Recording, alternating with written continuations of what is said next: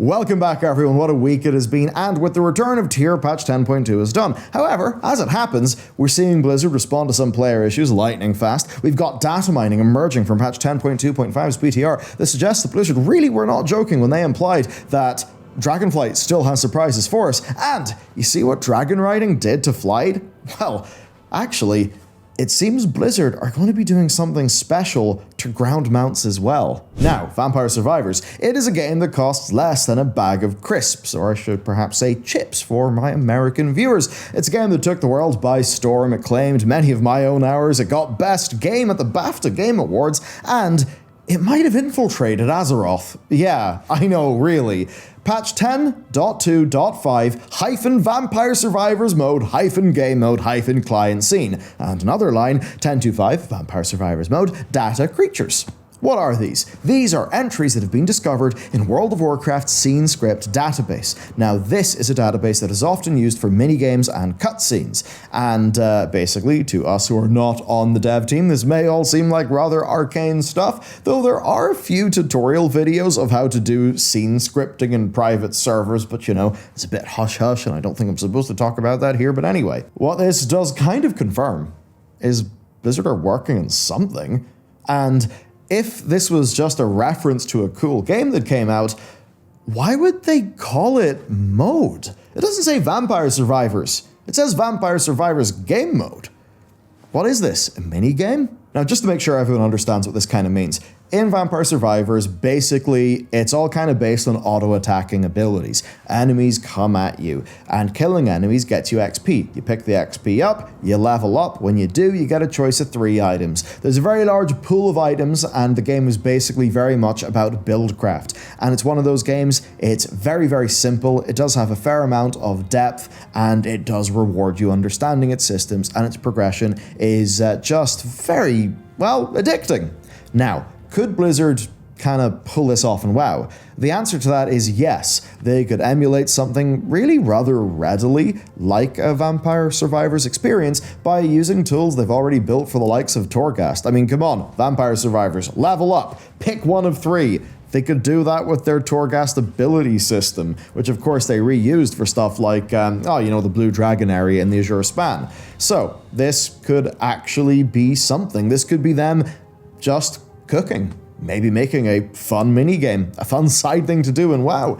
If that is the case, I'm here for it. So here's a screenshot from WoW.tools, a data mining platform ran by Marleman, whose uncountable hours of labor have massively contributed to the WoW community. Now, here is the new string that was data mined. 10.2.5 prototype dynamic ground mount DNT, with the description, the rapid technological evolution of the descendants of Mimiron began the introduction of new gear, leading to such wonders as the tragically underproduced Model W. Here's the Model W, and if you are thinking about Mr. Garrison's ass blasting innovation from a certain South Park episode, yeah, me too. Now, this was popularized by Mr. GM, and then Marleman replied to him on X saying, there also appears to be a jump dash ability connected to it. So, dynamic ground mount with a jump dash ability. What are the team cooking up? It's kind of hard to tell. Maybe this will be one of the surprises that we maybe will expect. But I will note one thing. The Algarian Storm Rider is evidence of something, because it has the basic dragon riding abilities, but instead of Whirling Surge, it has a new ability called Lightning Rush, where it builds up static charges from being near walls, and whenever you build up enough charges, you get an extended speed boost at the cost of your ability to turn. So clearly then, right, for future families of dynamic flight mounts, Blizzard will be able to actually just put different abilities there so that perhaps they'll actually fly differently or maybe have some unique strengths.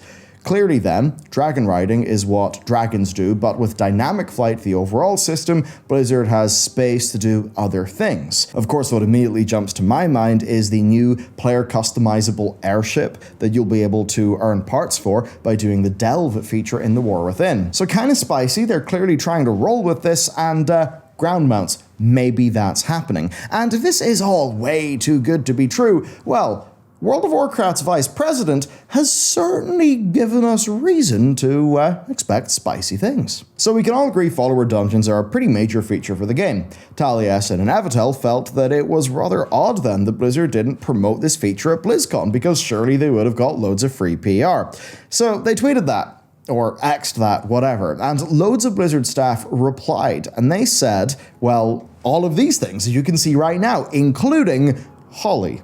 Now, clearly then, Blizzard have more planned than we know, and I mean, hey, Dragonflight is confirmed to have 3 more patches. And what have I covered in today's video? I have covered a dynamic ground mount and also seemingly whatever the hell this vampire survivors thing is. What we can more traditionally expect, obviously, is continued plot that will lead us into the War Within, a fated season that is more substantial, including world content, maybe some non-raid/dungeon time walking, and based on some 10.1.7 data mining, you would not be insane to expect a return of the Brawlers Guild in evergreen fashion, and that's because assets that very curiously did look like Brawlers Guild things appeared in that patch, but of course are not in the game right now.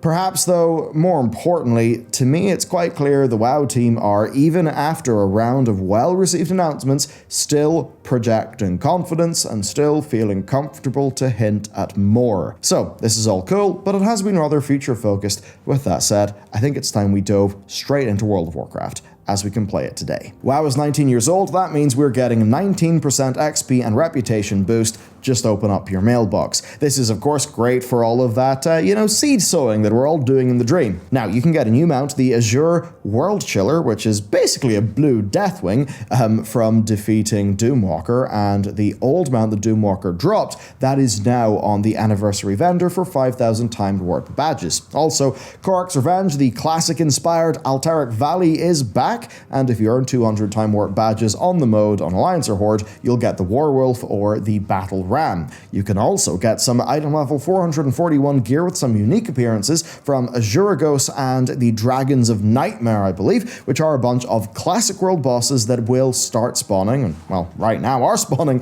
as a part of the event. And of course, you can also get loads of time warp badges over at the Caverns of Time by picking up a bunch of quests. These obviously are per character, so a good way for you to get some more badges. Now, Blizzard did a pretty neat thing. They did an LFR boss medley sort of thing for the 15th anniversary. They did a return to the Molten Core for the 10th anniversary, which makes me wonder, what will the 20th anniversary bring? Time for patch 10.2 changes. Okay, a Mirdrasil contains a quest that leads to the Incandescent Essence Helm enchant, and the reagents that drop from bosses to get that and, complete the quest, they were bugged in week 1. They just weren't really dropping enough. So now the way it works is you'll be able to get 10 each week, about 2 to 3 from each boss, and there will be built-in catch-up. Get 50 and you'll have a snazzy and decently powerful Helm enchant, where clearly this is a way for Blizzard to provide just a little spurt of player power once core gearing is complete. Now, PvP has also faced some problems. Gear was weak, being on the veteran track for PvE.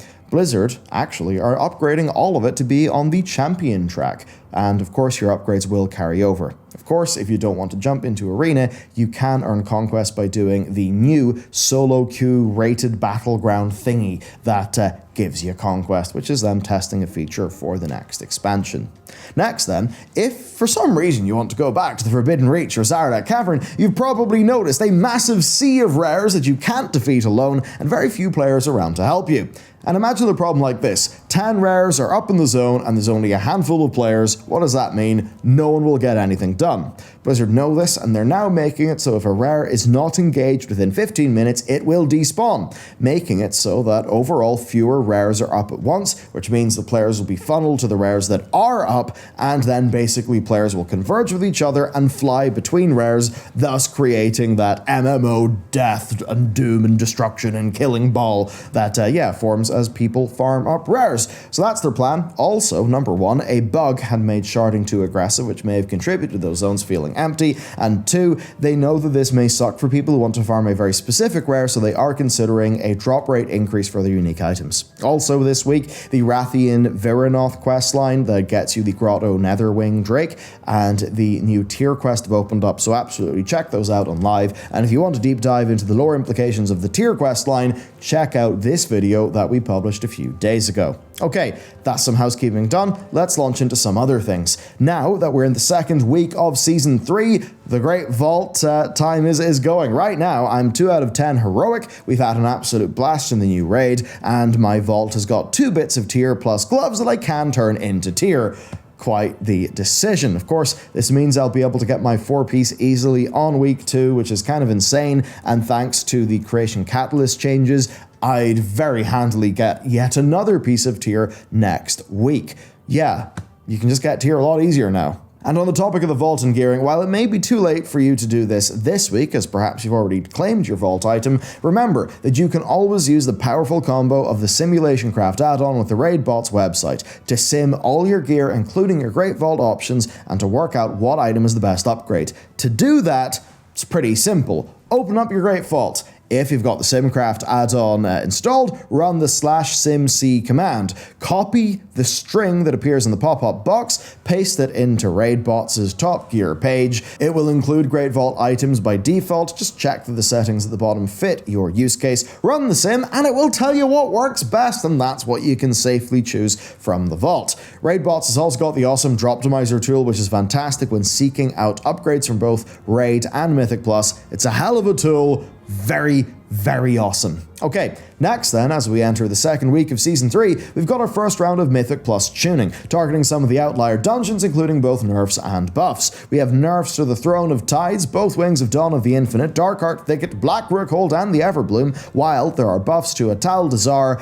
and bug sort of cheesing fixes to Waycrest Manor, Throne of the Tides, and the Everbloom. Some of these changes are very, very welcome and needed. Others maybe don't go far enough or are rather questionable, such as some troubling spells no longer being line of sightable, and then the removal of a few different cheese strats. But the thing is, that happening without any compensatory nerfs to the abilities that players were trying to negate, because frankly their tuning really doesn't seem to have been where it should be. Now, going hardcore into the details here is not exactly my jam, so I'd recommend that you check out the content from Automatic Jack, Tettles, Dratnos, and the Titan Forge podcast. Of course, the Race to World First rages on, and so far opinions of this new raid do appear to be very, very positive. And even from my, admittedly, we clear normal mode in 1 to 2 nights, then we progress heroic, we get curve, and we're kind of happy to leave it there. It's just what my guild enjoy doing. And I've got to say, I am absolutely having a blast with this raid. I mean, man,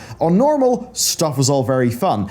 Yeah, Farak maybe a bit too easy for my liking, but a beautifully designed boss, as was Tindral, who was just really cool. And then even going on to Gnarl Route on heroic, because we were a little undergeared and the way that his tuning was, it felt like, yeah, this is a boss 1 of a raid, but man, its mechanics are great. And then moving on to boss 2, Ingra, or you farmed the marks of her in the Suffusion camps in 10-1. Man, she is such a well-designed boss. Yeah, I'm having a great time with this raid, and if you want to learn what you need to know about that, check out the video that we published about World of Warcraft player data. Some people say, you and your team don't have real numbers. That is literally bullshit. These are numbers from Raider.io, and those numbers come from the World of Warcraft API. These are in fact numbers from Blizzard, and what they show with Aberrus is worth knowing. A few people said, oh my god, your video doesn't even have a Mirdrasil, which is a insane thing to say, because a Mirdrasil hasn't happened yet. How could we have the numbers? That being said, because there is a little bit of a special case, we are going to be commissioning a total redo of all data to do season launch, or raid launch, plus 3 weeks, and we will basically compare the first 3 weeks of every raid tier maybe since the Nighthold. A lot of work, but with Yggdrasil being, I think, a real banging raid. I think this patch, bar some narrative stuff, this patch being a pretty banging patch actually, and people really seeming to enjoy the Race to World First, even though it did have a few dramas. I am very keen to see where those numbers are. Anyhow, you can hit that video up. Trust me, it's awesome, and it does contain within it some very interesting insights that I do think have a glimmer of hope for Warcraft's future. Well, past me, we'll see you over there. Have a great weekend. Goodbye.